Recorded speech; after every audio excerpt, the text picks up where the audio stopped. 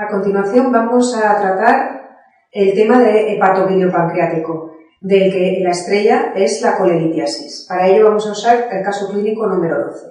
Se trata de un paciente varón de 83 años con doble lesión valvular y fibrilación auricular crónica en tratamiento con anticoagulantes orales que acude a urgencia por un cuadro de dolor epigástrico e hipocondrio derecho, irradiada espalda, de 7 horas de evolución.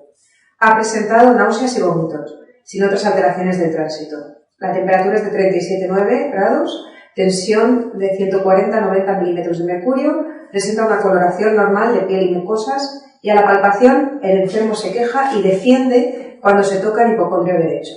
En la analítica de sangre hay una leucocitosis de 15.700 con una desviación izquierda con 83% de neutrófilos y 4% de callados.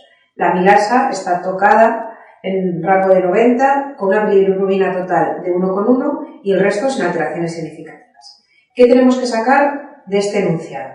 Pues tenemos que sacar que se trata de un paciente mayor con importante comorbilidad y que viene por un abdomen agudo caracterizado por un dolor de pocas horas de evolución que se acompaña de irritación peritoneal al decirnos que defiende cuando se toca el hipocondrio derecho. Por lo tanto, es un abdomen agudo localizado fundamentalmente en el hipocondrio derecho en un paciente estable. Los diagnósticos diferenciales que nos planteamos en este punto son el de una colecistitis aguda, que se caracteriza por dolor abdominal, Murphy positivo, que es el signo de irritación peritoneal, fiebre y leucocitosis. Con la artritis aguda añadiría a estos síntomas una bilirrubina elevada, que no tenemos. También como abdomen agudo en hipocondrio derecho, podríamos descartar una hepatitis aguda, pero nos tendrían que dar unas transaminasas elevadas o una neumonía basal derecha, etc. Pero nos tiene que dar otros signos característicos. Bajo el diagnóstico de sospecha de colecistitis aguda, ¿qué prueba diagnóstica realizaría? Pues no nos debe caber duda que de entrada la eco es la prueba inicial para toda patología de la vía biliar. ¿Y qué esperaríamos encontrar? Los hallazgos ecográficos de la colecistitis aguda son muy importantes y pueden ser objeto de pregunta. Por lo tanto, tenemos que conocerlo. Por un lado, la presencia de paredes engrosadas por el edema que se produce por el líquido que se acumula alrededor de la pared y que da la imagen característica de la doble pared. Por otro lado, la presencia de colelitiasis o de barro biliar es importante. La presencia de cálculo impactado puede ocurrir muchas veces. El edema perivesicular, el líquido, se caracteriza la inflamación y por lo tanto a la colecistitis aguda y en concreto en esta respuesta todas son verdaderas. ¿Cuál es el tratamiento adecuado en este caso? Bueno, para responder a esta pregunta debemos conocer que el tratamiento de la colecistitis aguda es un tratamiento quirúrgico, de entrada o tras enfriarla con un tratamiento médico. Si optamos de entrada por un tratamiento quirúrgico, en la técnica es, por supuesto, la colecistectomía laparoscópica urgente. Debemos reservar este procedimiento para pacientes que tengan bajo riesgo quirúrgico o en el que hayan pasado menos de 72 horas desde el comienzo del cuadro. ¿Por qué? Porque ese edema perivesicular, esa inflamación, ese líquido que acompañaba a la pared al principio nos puede ayudar en la disección de la vesícula, pero pasadas las 72 horas se convierte en plastrón y la disección puede complicarse y producirnos más morbilidad añadida al procedimiento quirúrgico. Usaremos el tratamiento médico para el resto de los casos o cuando no sea posible hacer una cirugía urgente. El tratamiento médico, como sabéis, consiste en antibióticos con reposo intestinal, sueros y, una vez que se haya enfriado la vesícula, programar para una colecistectomía laparoscópica posterior. Si el paciente, pese al tratamiento médico, presenta una mala evolución, se suele realizar una colecistectomía urgente, salvo que el paciente no se le pueda someter a un procedimiento quirúrgico porque esté muy deteriorado y usamos el drenaje de la vesícula a través de una colecistectomía percutánea. Por lo tanto, ¿cuál será el tratamiento más adecuado en nuestro caso? Pues debemos recordar los antecedentes personales del paciente, que era un paciente de alto riesgo, anticoagulado, etcétera, con lo cual vamos a intentar evitarle un procedimiento urgente. De las respuestas que nos ofrecen, la analgesia con antibióticos, es decir, el tratamiento médico enfriando la vesícula, parece la mejor opción para este paciente con alto riesgo clínico. Se instaura el tratamiento conservador y a las 24 horas el paciente empeora de su estado general, precisando ingreso en UCI e intubación, hemodiálisis y fármacos vasoactivos. ¿Cuál será el tratamiento más adecuado en este momento? Pues nos hablan de continuar con el tratamiento médico, con analgesia y espasmolítico en la opción 1, hacer una colecistostomía percutánea, una cirugía urgente abierta, analgesia y antibióticos o cirugía urgente laparoscópica. Continuar con tratamiento médico, tanto la 1 como la 4, son opciones que debemos descartar en un paciente que está entrando en shock séptico. Debemos barajar entre operarle o drenarle la vesícula. Si no nos hablaran de un paciente tan deteriorado que ha entrado en shock séptico, probablemente una respuesta correcta sería operarle lo más rápido posible, probablemente la 3. Pero al tratarse de un paciente que está en shock séptico, lo mejor es no meterle en un procedimiento quirúrgico e intentarle drenar la vesícula mediante sacarle el líquido vesicular infectado mediante una colecistostomía percutánea, que nos va a permitir mejorarle de la sintomatología, tratarle intensivamente en la UBI con un tratamiento médico intensivo y programar después una cirugía de la vesícula.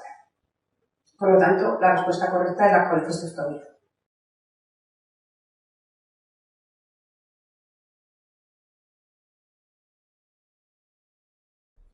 Otro conjunto de pacientes que nos pueden presentar son aquellos pacientes que debuten en forma de ictericia obstructiva. Para ilustrar esto, vamos a usar el caso clínico número 14.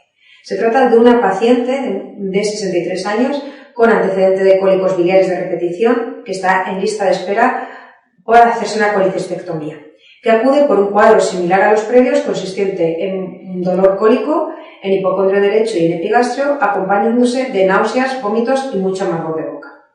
La exploración muestra una coloración normal de piel y mucosa, con una auscultación pulmonar normal, abdomen blando y depresible, sin signos de irritación peritoneal, Murphy negativo y Bloomberg negativo. La percusión renal es negativa. La radiografía simple de abdomen, aunque no indicada, se pide por si acaso, y como era de esperar, no muestra nada interesante.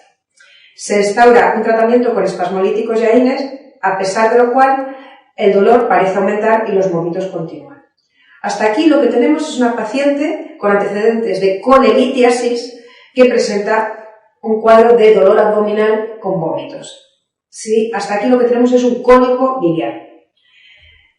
Continuamos con el caso y nos dicen que el residente que está tratando a esta paciente, escamado, pide un análisis de sangre, no vaya a ser que, y donde se objetiva que el hemograma es normal, muestra una pequeña leucocitosis de 10.600, no significativa, y en la bioquímica sí que nos revela una bilirrubina total de 2,4 a expensas de una directa de 1,9 con una amilasa de 1.250.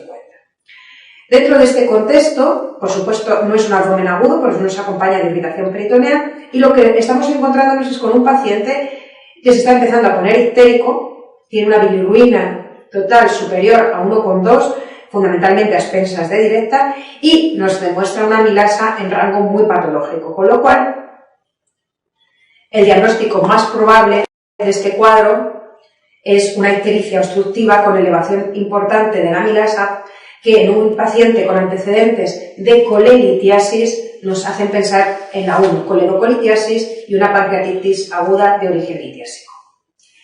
Cuando nos planteamos un paciente con coledocolitiasis, la prueba inicial, por supuesto, es la ecografía. En la ecografía debemos pensar que la vía biliar se nos va echando hacia el retroperitoneo, hacia posterior, con lo cual los hallazgos radiológicos muchas veces no son fáciles de objetivar. Lo normal, lo más frecuente, es que el radiólogo nos dé signos de probable coledocolitiasis. ¿Qué signos nos suele ofrecer? Pues una vía biliar dilatada con colelitiasis dentro de la vesícula.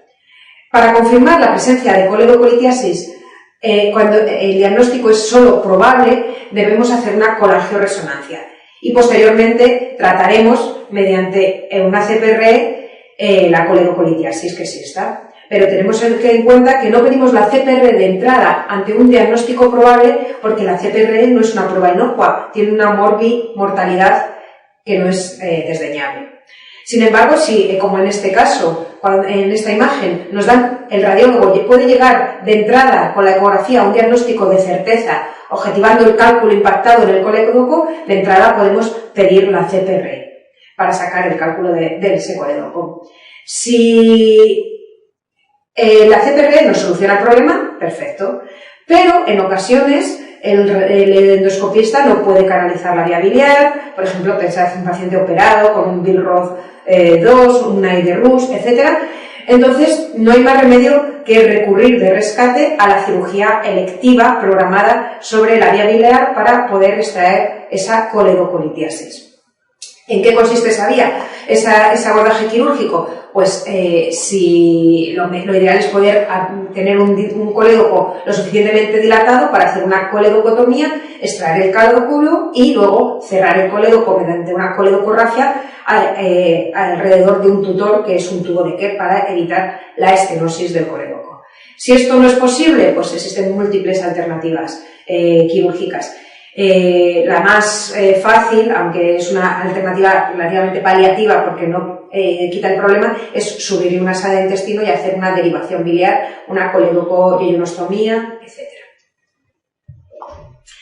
Por lo tanto, ¿qué prueba usamos de inicio ante toda la patología de la vía biliar? No nos debe caber duda de que es la ecografía la prueba inicial para valorar a todo paciente en el que sospechamos patología de la vía biliar.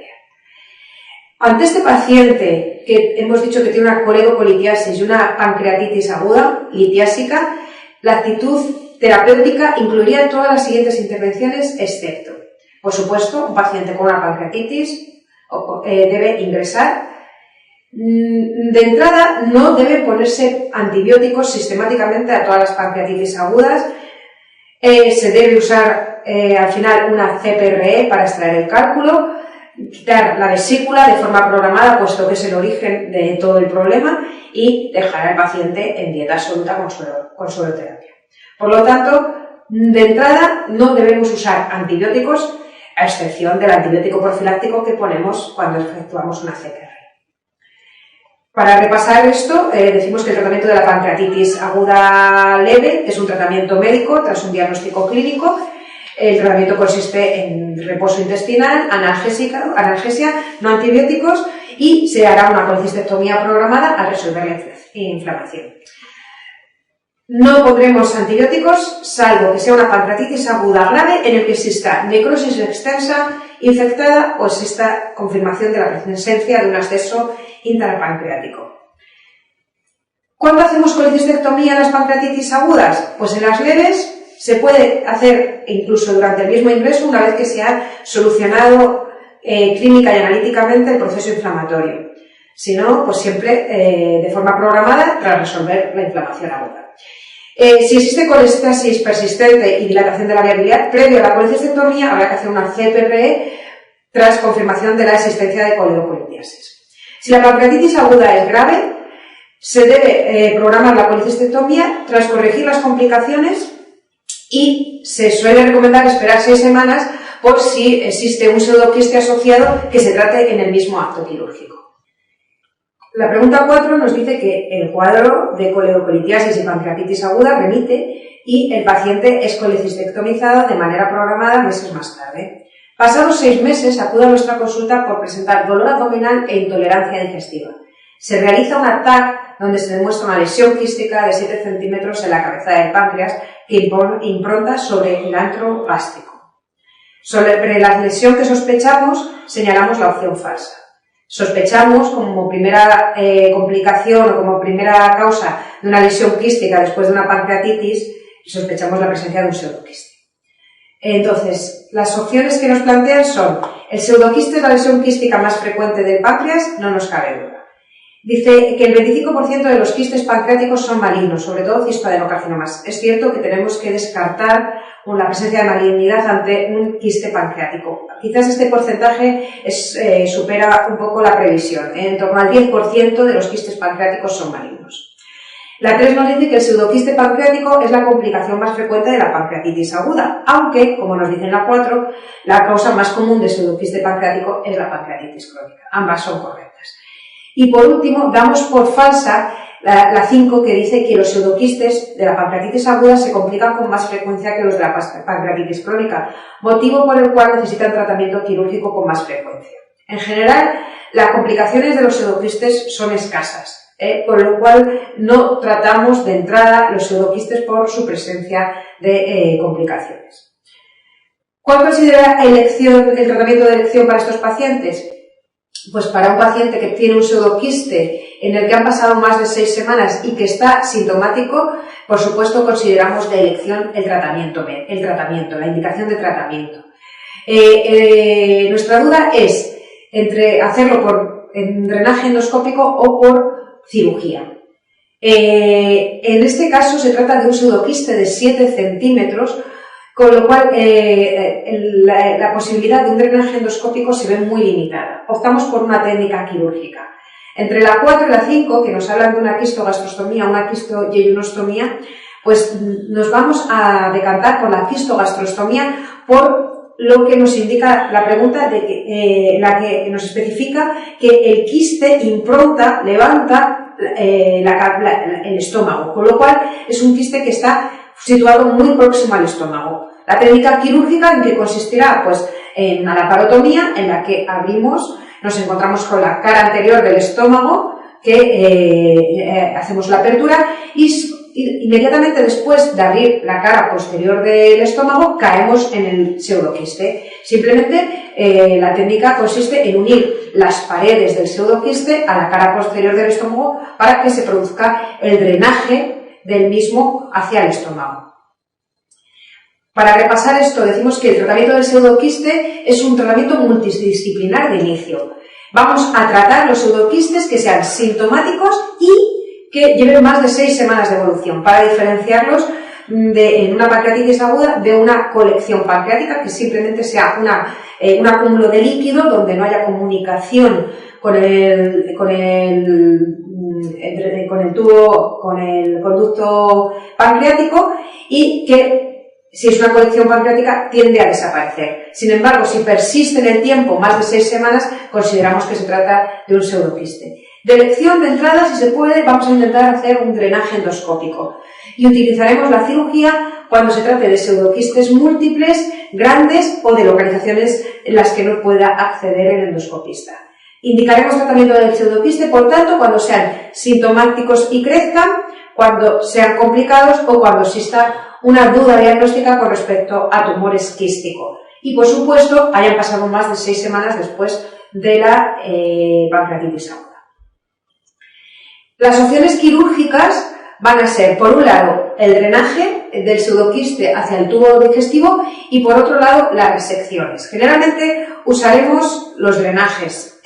Generalmente, si son pseudoquistes pequeños, próximos o más limitados, próximos al duodeno, haremos quistoduodenostomías, pseudoquistes que impronten sobre el estómago, quistogastrostomías, y para el resto, quistoyeyunostomías. Usaremos las resecciones generalmente cuando asocie síntomas de una pancreatitis crónica, dolor, ictericia, etc. Usando para pseudoquistes y pancreatitis crónicas situadas en cuerpo y cola la pancreatectomía distal asociada o no a splenectomía, y los situados en cabeza, pues o el Whipple o el Berger, la técnica de Berger, que asocia preservación duodenal.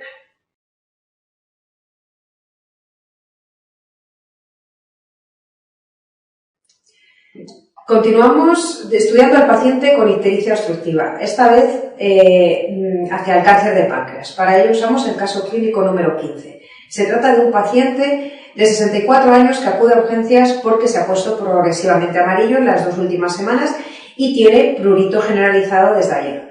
No presenta dolor abdominal. Fuma 15 cigarrillos al día y no tiene otros antecedentes de interés. Refiere que desde hace un par de meses tiene orinas más oscuras y heces blanco-amarillentas. Desconoce si ha perdido peso, pero sí que tiene menos apetito. Ello se debe, según él, a que está deprimido por su inminente jubilación. No refiere otra sintomatología. La exploración física muestra una ictericia cutánea mucosa como único hallazgo llamativo.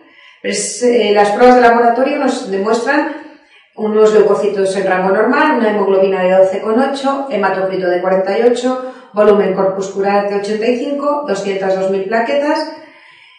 leucocitos normales, glucosa normal, creatinina normal, sodio y potasio normales. Destaca una bilirrubina de 9,4 a expensas de directa de 8,5, con GOT de 129, GPT de 159 y amilasa de 105. Se trata de un cuadro característico de una ictericia obstructiva indolora, es decir, un paciente que se ha puesto amarillo y que no presenta ningún otro síntoma característico salvo los asociados a esa ictericia, el prurito, probablemente tendrá alteraciones de la coagulación, etc. ¿Cómo estudiamos de entrada a este paciente? ¿Qué prueba de imagen le realizaríamos en urgencias inicialmente? De nuevo, observamos que la eco es la prueba inicial en todo paciente que presenta ictericia obstructiva y nos va a dar los hallazgos fundamentales para orientar el caso clínico. De manera que si en esa eco nos demuestran un paciente que presenta dilatación de la vía biliar intra y extrahepática y presencia de coleritiasis, nuestro primer diagnóstico que tenemos que hacer es una coledocolitiasis. La confirmaremos con una colangioresonancia. Si por el contrario nos muestra dilatación de la vía biliar intra y extrahepática, pero ausencia de coleritiasis en la vesícula, la primera prueba que tendremos que hacer será un TAC para intentar demostrar la presencia de un carcinoma de páncreas. Si nos da una masa en la cabeza del páncreas, tenemos el diagnóstico de un adenocarcinoma, sin necesidad de hacer punciones ni diagnósticos histológicos. Si no nos presentara esa masa en la cabeza del páncreas, probablemente es porque se trata de un tumor mucho más pequeño, generalmente un ampuloma, y tendremos que recurrir a la ecoendoscopia o a la CPR.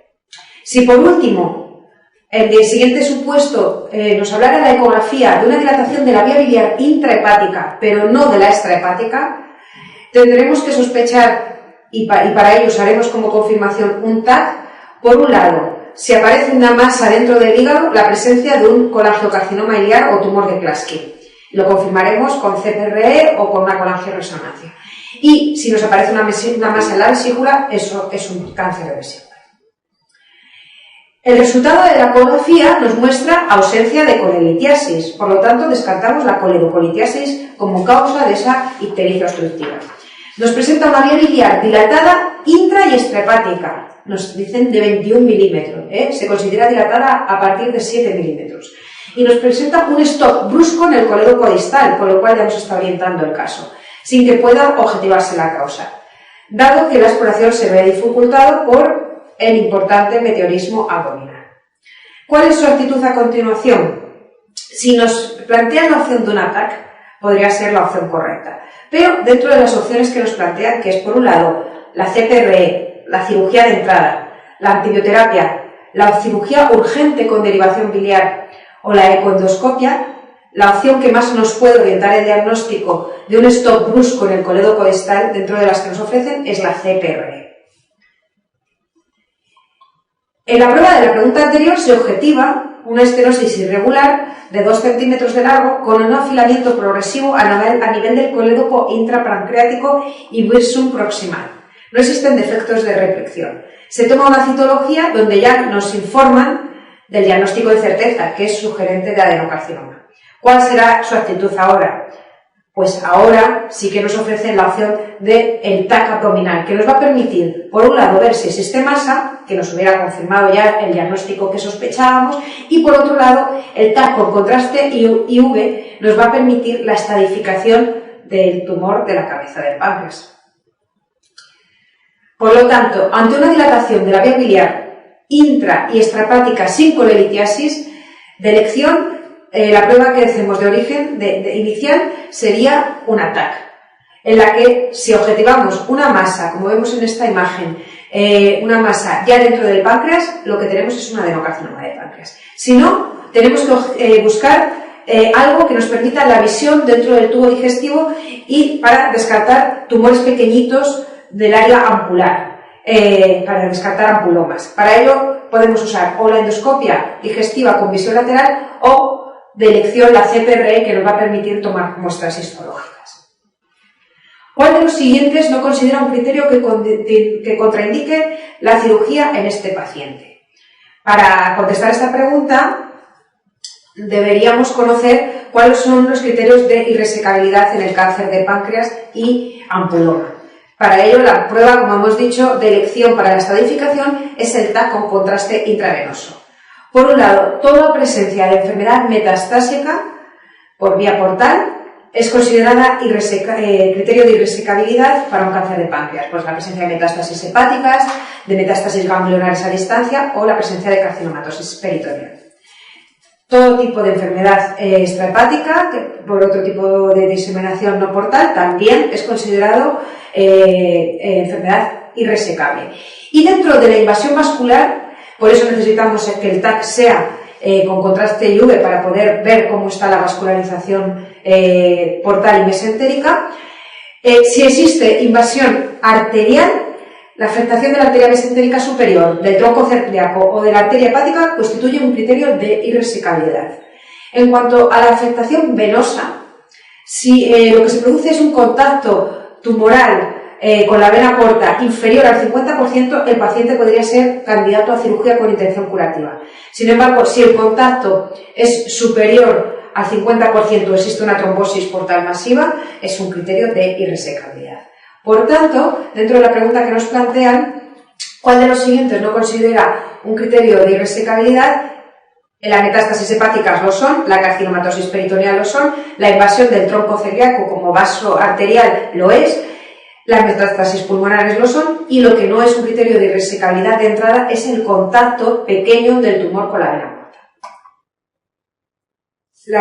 La pregunta 5 nos habla de que se objetiva una masa en la cabeza de páncreas que parece que respeta la arteria mesentérica y se encuentra en contacto con la porta, que no está trombosada. Ante el tumor que probablemente presente este paciente y en caso de que fuera potencialmente resecable, ¿qué técnica quirúrgica de las que se indica a continuación sería la más adecuada? Pues nos están hablando que en las técnicas de imagen parece que el tumor es resecable, que se trata de un tumor de la cabeza de páncreas, ante el cual la técnica quirúrgica de elección es la duodenopancreatectomía cefálica o técnica de Whipple, que va a ser el tratamiento del cáncer de la cabeza de páncreas y de ampulomas resecables. Si continuamos el caso con la pregunta 6, decidimos la intervención quirúrgica. Durante la cirugía se objetiva que la masa no presenta plano de clivaje con la porta y que se encuentra afectada la arteria mesentérica superior, así como el duodeno en sus 3 primeras porciones. Existen ganglios linfáticos celíacos y endotelio hepáticos que son informados intraoperatoriamente como sugerentes de adenocarcinoma. Como podéis observar, una cosa es lo que nos muestran las técnicas de imagen y otras veces y en ocasiones eso se ve alterado o se cambia cuando abrimos al paciente y encontramos realmente al paciente en el campo quirúrgico. En este caso parecía que de entrada era resecable, pero cuando lo hemos abierto el paciente presenta criterios de irresecabilidad. Por ejemplo, la afectación de la arteria mesentérica superior, la afectación de ganglios linfáticos en el hilo hepático que están separados del páncreas, con lo cual se considera enfermedad metastásica. Y esto nos hace plantear al paciente desde otro punto de vista, desde el punto de vista paliativo, puesto que no va a ser, al presentar criterios de irresecabilidad, no va a ser candidato a un tratamiento con intención paliativa. Dentro de esto, ¿cuál es la mejor paliación para este paciente? ¿Someterle a una técnica quirúrgica agresiva o un tratamiento que le permita tratar el síntoma por el que vino, que fue la ictericia, los picores, su malestar general, de una forma menos agresiva? Pues, por supuesto, quitamos todas las opciones como la 2, la cirugía curativa, la ampulectomía, la 4, porque las opciones con intención curativa las descartamos en este paciente. Dentro de las opciones paliativas nos dan opciones quirúrgicas como es la 1, la cirugía paliativa, que es una derivación biliar, o incluso opciones paliativas con quimioterapia. En este caso, donde la supervivencia que se espera es muy corta, vamos a optar por la opción 3, en la que lo que vamos a hacer es simplemente tratar al paciente de forma sintomática. El tratamiento del cáncer de páncreas y de los ampulomas irresecables es la paliación. Se puede optar por quimioradioterapia en pacientes en los que se espera una supervivencia larga. en el que no se observe enfermedad metastásica, aunque existan criterios de resecabilidad, o usar prótesis para el control de los síntomas, que es lo que hemos optado en este paciente porque presenta lo que consideramos enfermedad metastásica por esas adenopatías lejanas al tumor. Su probabilidad estadística de vida en esta situación está en torno a los 3-6 meses. Es una esperanza de vida muy corta, por eso hemos optado por esa opción paliativa que le trate sintomáticamente y que no sea agresiva con el paciente.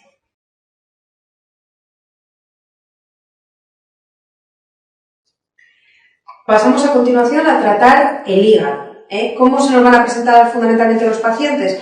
Pues se nos van a presentar con masas hepáticas. Esas masas hepáticas las debemos filiar primero con pruebas de imagen. Fundamentalmente la prueba clave para filiar masas hepáticas suele ser el TAC helicoidal trifásico o cuatrifásico con contraste intravenoso. ¿Qué significa esto? Es un TAC que se realiza sobre el mismo corte, pero pasándole contraste y sacando la imagen en distintos puntos, es decir, a los 60 segundos, a los 120, etc. De manera que se va rellenando el hígado, pues primero por vía arterial, después por vía portal y luego va saliendo el contraste del hígado. También nos va a ayudar para afiliar la imagen que nos presenten cuál es la historia del paciente, de manera que si se trata de un paciente con antecedentes de hepatopatía de cualquier origen, vamos a pensar fundamentalmente en la presencia de un hepatocarcinoma. Si se trata de un paciente en el que nos cuenten un antecedente, aunque sea remoto, de una neoplasia conocida, que a veces no es directo, a veces nos dicen que la paciente se le extirpó la mama a los 20 años y no nos dan el origen de esa extirpación mamaria, ante cualquier antecedente sospechoso de neoplasia, una masa hepática debemos filiarla como una metástasis. Y ante un paciente sin antecedentes, en el que no nos cuenten nada más, nuestra primera sospecha por ser el tumor hepático benigno más frecuente es la presencia de hemangioma. Dentro de este primer supuesto, en el que hablamos de un paciente con hepatopatía crónica y un nódulo hepático, debemos sospechar como primer diagnóstico la presencia de un hepatocarcinoma. Es la neoplasia primaria hepática más frecuente y en España la mayoría son por hepatitis C. Aquí debemos tener por lo menos una noción de cómo es la imagen en ese TAC con contraste. Es una imagen que de entrada va a ser una imagen hipervascular, se va a ver blanco en el contraste. Después va a sufrir un proceso que denominamos de lavado y va a dejar al paciente, va a dejar en la imagen una cápsula periférica que se va a objetivar. Aquí tenemos más lesiones, de nuevo esa entrada de contraste hipervascular en fase arterial y ese lavado posterior. Para ilustrar esto tenemos un paciente, en el caso clínico número 16, que presenta una cirrosis alcohólica con grado B de Chain, que ya no consume alcohol y que es diagnosticado durante unas revisiones ecográficas que se hacen de screening a los pacientes cirróticos de un hepatocarcinoma en lóbulo derecho de 3 centímetros y sin metástasis. Nos preguntan cuál será su actitud, cuál será la planificación que hacemos con este paciente. Por un lado, debemos saber que este paciente es candidato a un tratamiento con intención curativa por presentar un tumor menor de 5 centímetros o menos de 3 tumores menores de 3 centímetros. Dentro de las opciones que nos dan, que es intentar la resección del tumor, realizar quimioembolización, realizar tratamiento paliativo de los síntomas, dar sorafenib o dar radiofrecuencia, la mejor opción curativa dentro de las que nos dan es intentar la resección del tumor. Yo lo pondría en duda porque se trata de un paciente que, pese a tener un tumor pequeñito de 3 centímetros, presenta hepatopatía en grado B de Chain. Debéis saber que las resecciones están indicadas en tumores pequeños con buena función hepática, en principio que no presenten hipertensión portal, pero tenéis que tener mucho cuidado con la atención a las recidivas. Cuando un paciente con hepatocarcinoma se le reseca el tumor, tiene hasta un 70% de probabilidades de que le vuelva a recidivar el tumor sobre el hígado. En la pregunta número 2 nos dicen que intraoperatoriamente se objetiva que la localización del tumor obliga a una hepatectomía derecha, una resección muy amplia. En este paciente que de entrada sabemos que es cirrótico y que conllevará un grado importante de insuficiencia hepática. Su actitud ante esta situación será Pues siempre que nos planteamos una cirugía hepática, por un hepatocarcinoma, por una metástasis, por un tumor hepático, debemos plantearnos qué es lo que se deja, el futuro remanente hepático, y qué es lo que se quita. Y que estas cosas, estos dos elementos estén compensados, porque si quitamos mucho, el paciente puede hacernos una insuficiencia hepática en el posoperatorio. Por supuesto, un paciente con hepatopatía conocida, un Child B, en el que se va a someter a una cirugía hepática muy amplia, no podemos plantearnos una resección de entrada. Con lo cual, bajo esa premisa de que queremos curar al paciente porque presenta criterios de curación, la opción más correcta es cerrar al paciente y programar para trasplante hepático, que le trate su hepatopatía de base y que le trate su hepatocarcinoma. ¿Cuál considera como tratamiento adecuado después de realizar el procedimiento que ha sugerido?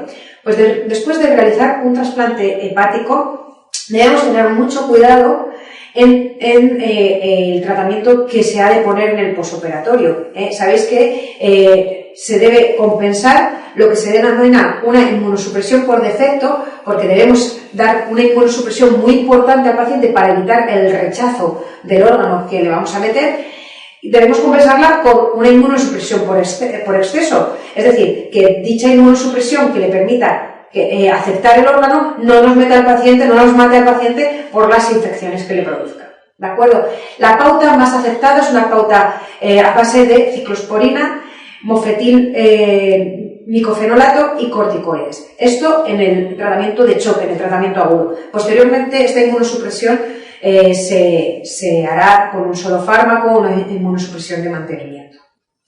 ¿Qué debemos saber con respecto al tratamiento quirúrgico del hepatocarcinoma? Pues debemos saber que solo va a ser curable en el estadio A, en el estadio inicial, en el que vamos a tener o menos de un tumor que sea inferior a 5 centímetros o 3 tumores, pero que sean menores de 3 centímetros. En estos pacientes plantearemos un tratamiento con intención curativa, que será la resección quirúrgica en pacientes que tengan una buena función hepática o, fundamentalmente, el trasplante hepático en pacientes que tengan hepatopatía de base.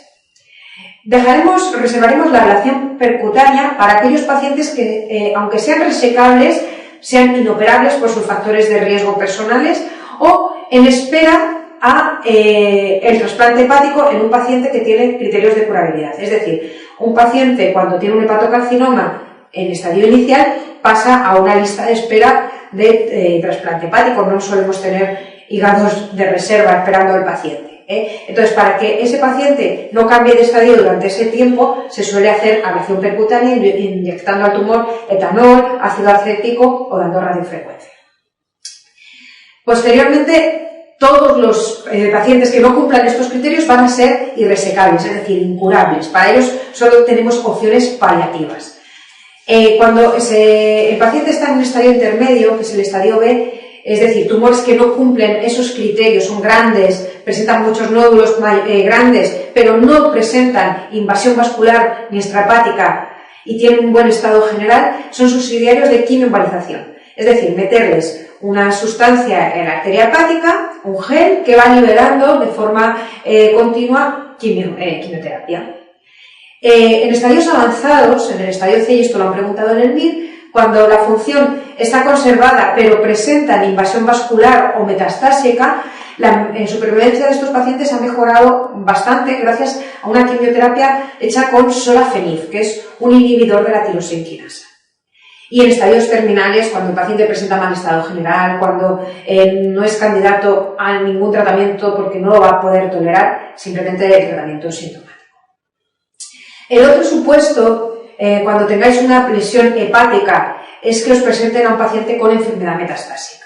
La enfermedad metastásica se va a objetivar en el escáner generalmente como lesiones hipovasculares, es decir, lesiones que no captan contraste, que se van a ver negras en el escáner.